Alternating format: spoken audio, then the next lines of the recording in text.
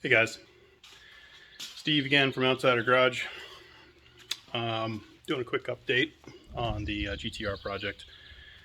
I kind of injured my back a little bit this past weekend, so I haven't really gotten too far forward on it just yet. But I've been kind of working at it little by little each night of the week, and we're starting to get some things done, get some parts ordered.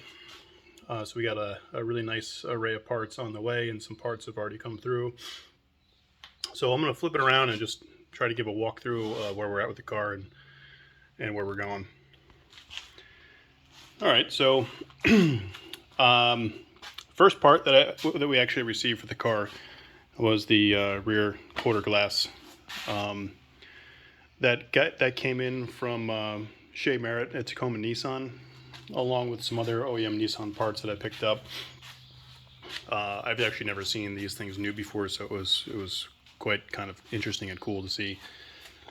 I don't know if anybody's ever really taken the time to look at these things, but they actually have a bit of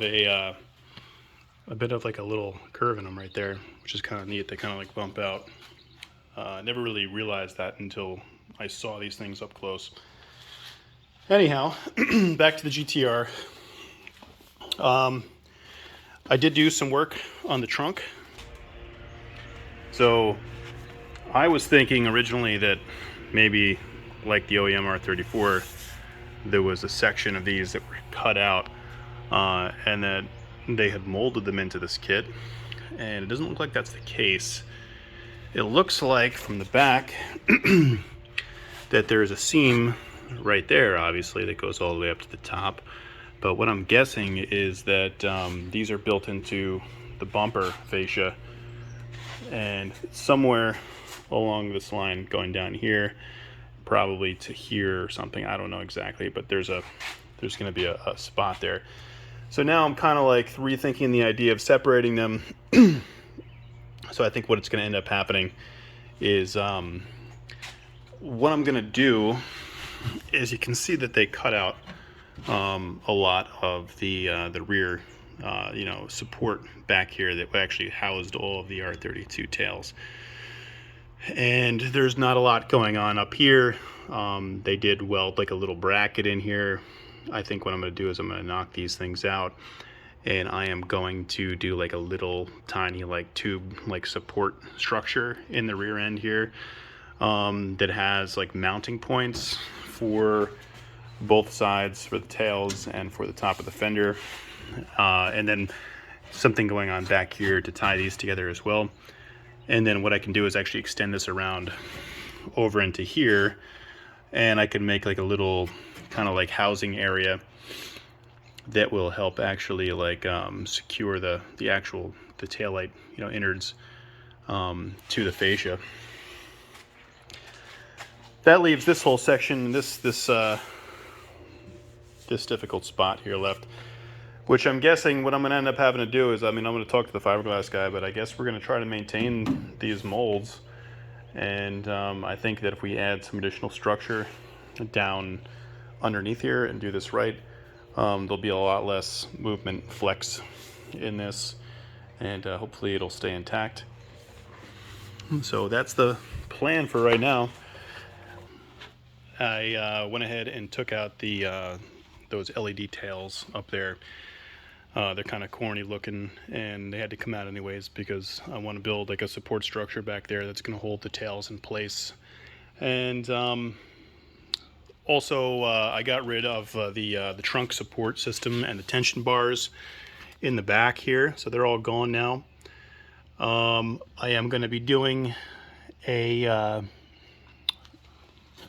aero catch setup, two in the rear and two in the front portions of the trunk. So the aero catches came in.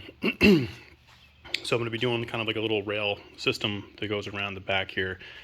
And if things go as planned, we're probably going to be doing a larger support structure for what I envision anyways for the car is going to be like a Voltex Type 11, very large dual or triple element carbon fiber wing on the back here that's going to be mounted coming out of the trunk. instead of like the chassis mount on the GTST. I started going through the car a bit and cleaning everything up and priming everything.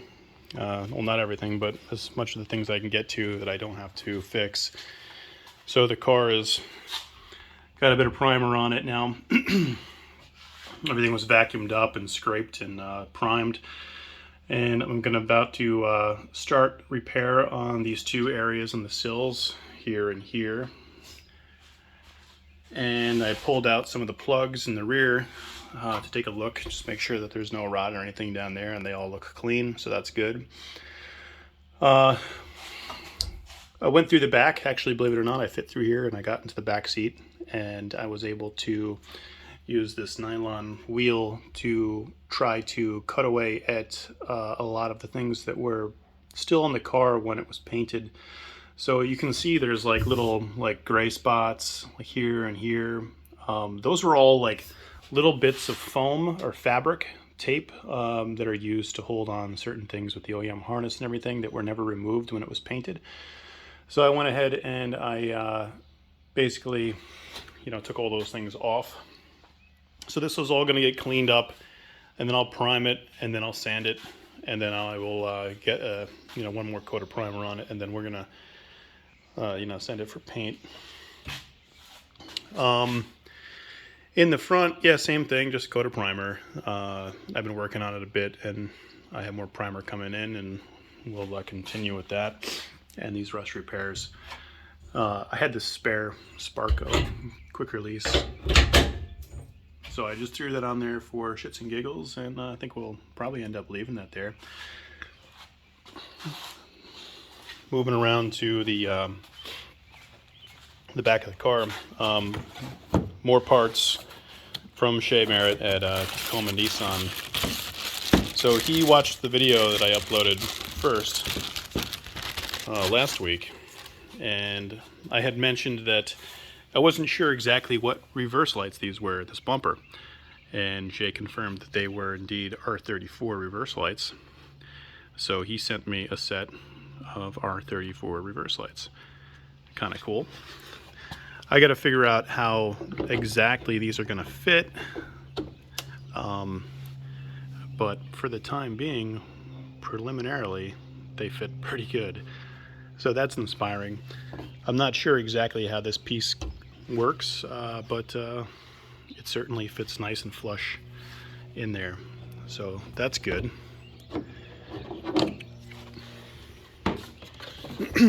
I've been kind of cleaning up a little bit of the fiberglass body. This tow hook opening was kind of mangled and very uneven and wobbly all over the place, so I was able to straighten that out.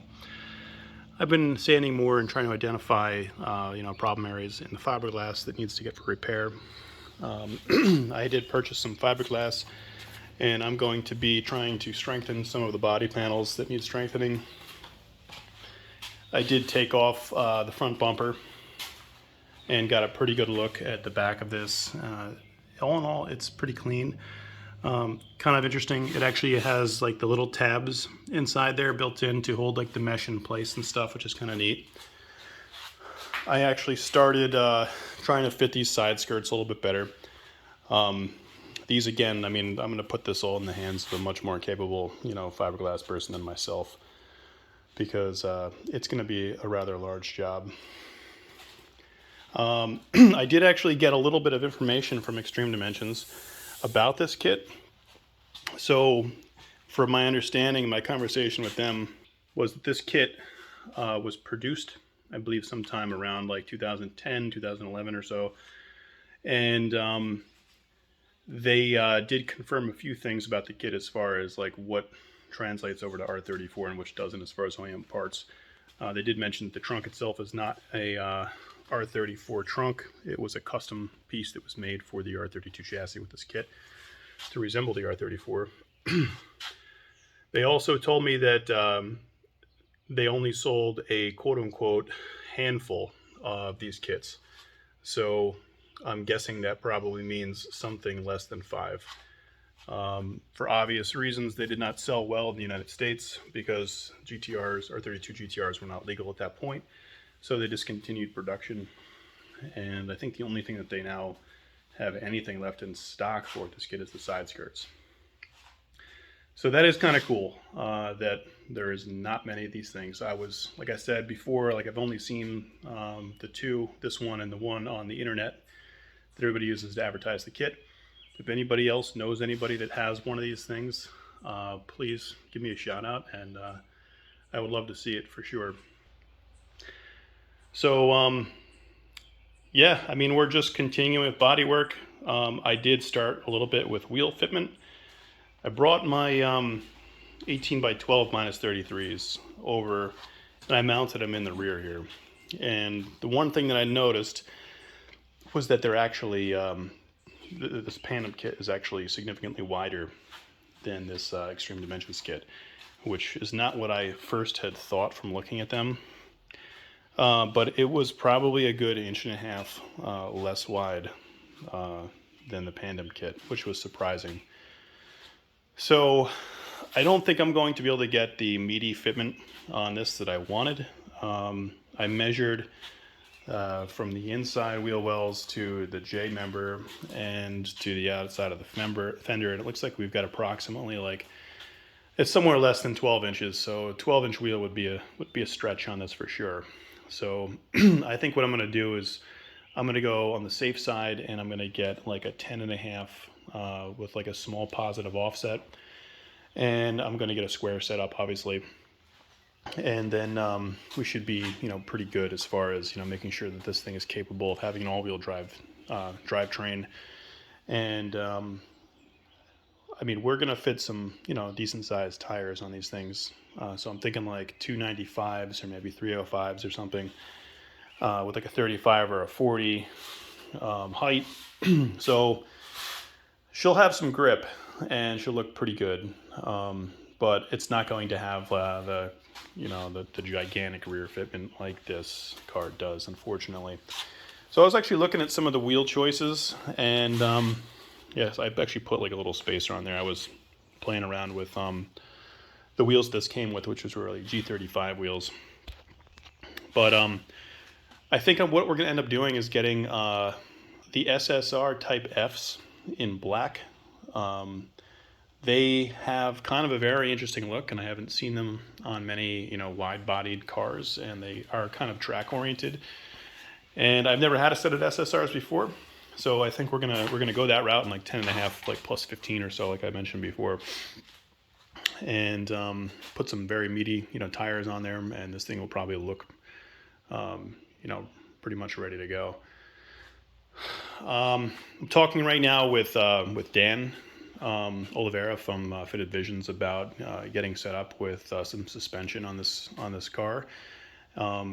He is a big guy into air suspension and everything, although they do sell coilovers as well. I'm thinking, I haven't entirely decided yet what we want to do with this car, whether it's going to be like a track oriented car or if it's going to be like a street car. I know that I want it to be streetable in some sense of the word. So I'm thinking that, I know a lot of people are going to absolutely hate me for this, but I'm thinking we may do an air setup on this car. The modern stuff really is pretty good, and I'm curious to try it out and see it in action. And I would love to be able to, put this car down to, an interesting height, when it's parked, and then be able to get it to a comfortable level when we're driving it. With my car, with my GTSD, obviously, is set up big time for track. And it is certainly difficult to drive on the street, being so low. And you can see I've already busted one lip off. Almost took off this replacement lip the other day. Thank God I didn't. So, I mean, I think we might just be, trying something new. So, again, guys, love it or hate it, it's a monstrosity. It's a ruined GTR, so we're going to ruin it a little bit more, I think, and put an air setup on it. As far as brakes go, I'm pretty sure we're going to do an OEM R35 brake set. Been speaking with Sean Kirby from Poor People Racing down in Florida, and he makes adapter kits for the R35 So I think we're probably going to go that route. And then I'm not entirely sure what we're going to do for drivetrain just yet. We might actually end up getting a little bit interesting and take this engine out, convert it to all-wheel drive, and put it in there. Because this engine in this car is going to be upgraded. So we'll get back to that later. And I'm certainly going to have a lot more videos and stuff on the GTST as well, because this thing still has a long journey to go and lots of exciting things happening to it. But for obvious reasons right now, we're kind of focused on the GTR. So got to speak with the fiberglass guy, get the body rolling. I'd love to get the body ready by August. I would love to have this thing rolled out to the North East Skyline Meet for everybody to take a look at and to kind of check out. I think that'd be really cool, and parking alongside the GTST for sure, you know. So yeah, guys, I'm going to continue moving along with this thing and hopefully have a more exciting update for you next week. Hoping to have the interior more or less totally cleaned up, primed, have my repairs done on the sills there, and then hopefully have a plan for, you know, getting the body moving forward, you know, completed. In the meantime, you know, parts are continuing to arrive for this thing, so I'll be excited to share that all with you when they get here. All right, guys, till next time.